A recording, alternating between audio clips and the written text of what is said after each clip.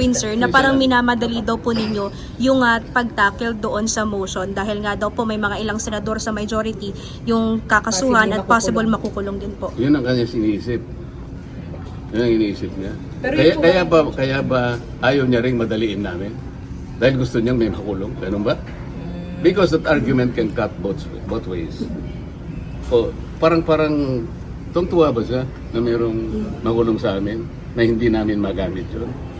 Kung talaga nagmamalasakit ka at we are colleagues here in one institution, dapat hindi siya magsasabi ng gano'n. Di ba? Pero ganun po bang intention, sir? Para po sa possible na makulong or wala dito? Ang sinasabi ko kanina pa, hindi dahil lamang doon. Ang sinasabi ko, maski ang COMELEC, pinayagan na nga na bumoto. Ito ay makabagong panahon na natin. Let us take advantage of modern technology. Communication, information technology. Pwede naman eh. Para sa ganun, lahat makapag-participate. You know that Congress is a deliberative body. It's a parliamentary institution. So lahat dapat magampanan ng tungkulin. Bakit mo i-deny sa kanya yun? Sabi naman namin doon, under justifiable conditions or situations. So, paliliwanag na, hindi pa nga kami makapag-debate. Ako talagang gigil na sila. So, na. pwedeng lumabas po sana yun sa debate, sir? Sana nga, ganun lang. Kung hindi naman sila magbibigay ng pagkakataon na pag-usapan namin, naku, kamumusong ko pa lang talagang akala mo yun. Parang meron silang piniprevent na may sila pala yung, ang iisipan pala nila, ganun eh. Kami wala kaming iniisip na gano'n. Pero sir, kung sakali, justifiable reason po ba para sa virtual attendance sa sesyon? Tsaka na natin pag-usapan niya kung si mag-a-apply Senator? nga doon sa debate namin. Pag-uusapan pa namin yung motion eh. Pero sen, originally po ba nakaschedule na pag-usapan po yan today? Ma'am, alam mo yun, May 11 pa kung natatandaan yun. Yung mga marami sa inyo nandun. May 11 sa nangyari. Isip-isipin mo, May 11 yun ha. Yung minority, sapagkat nakuha namin ng majority, nandun sila lahat sa lounge namin. So ako naman, kinukumusta ko naman sila. Saan napunta itong mga kasama ko? Nakita ko. Nagbiro pa nga ako eh. Mga bossing, mukha kayong malagihay lahat. Ba't ang pupula ng... Alam niya na ibig ko sabihin. Kaya kausap ko nila. At din nung i-propose ko yun, isip-isipin mo kahit na mapupula, biglang dito magbukagat. Talagang binabantayan na parang napaka... Is there something spectacular? Yun ang problema. Bakit parang napaka-special sa inyo? Parang bakit takot na takot ka ba kayo na i-amend natin ito? Ayaw ba ninyong i-take advantage sa modern technology?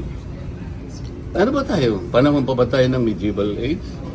Andito na yung technology. Sisihin natin ng COMELEC. Kayo naman.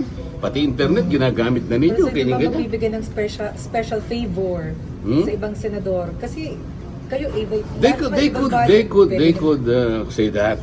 Pero wag dapat silang mag-speculate. Payagan muna nila yung aming trabaho, deliberative body, parliamentary body. Ang problema, kayo alam niyo, merong isa dyan, tatayo. Pag in-interpolate mo, tatakbo. Kung ngingiti ka, kilala mo, di ba? And you're referring to... Wala, ikaw na, kilala mo sila. Tatayo siya.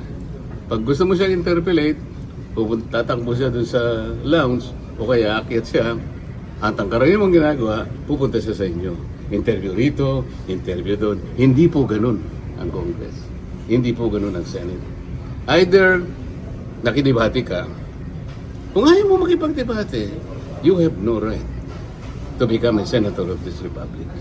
Kung mag-walk out ka, kayo po. Ngayon po, baka ang iniisip nila ngayon, parang kami na naman ang masama. Hindi po kami nag-walk out. You just imagine this. Hindi ba kami mga mature na tao na pag-usapan namin ito? Binoto po kami para pagdebatihin ang lahat ng bagay. Bakit ka mag-walk out? Bakit ka mag-walk out? Yung mandato bang binigay sa iyo ng bayan, hindi importante sa iyo. Natatakot ka bang makipagdebate? Yun ang problema nila eh. Kami po hindi kami yung gumagawa. Hindi kami nag-uumpisa nito. So they just walk out and then they question the quorum. What do you think? Pero sir, your comment No, what do you think? Your comment Teka muna. They walk out and somebody was left to just move to adjourn. What do you think? Dahil wala pang quorum. Sila nga nabigyan ng condition pa mawala ang quorum.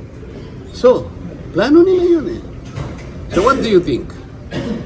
Sir, what do you think, sir? Kasi kayo ang magboboto. Pati kayo, ako naman, siyempre, kailangan naman magtanong naman ako sa inyo. Hindi naman ko palagi Hindi lang namin kami. pwede ikaw ang sarili namin. Kayo po No, namin sa report I am not namin. asking you as a reporter, but a patriotic citizen of this republic. Lahat tayo kasama rito. Gusto ko makita nyo yung distinction. Salamat po sa inyong lahat. Sir, your comment dun sa minamadali, bakit kailangan ngayong araw i-resolve yung Pero sir, yung sasabihin ng client, sir, na may ano daw po, ay yung Sa whole susunod- departure order, sa susunod sir. na ano, sa susunod na yan, boss. Opo. Pagbibigyan ko kayo. Pero sir, yung whole departure order po ng Pagbibigyan ko kayo sa susunod. Ano lang ito kasi medyo important. Sir.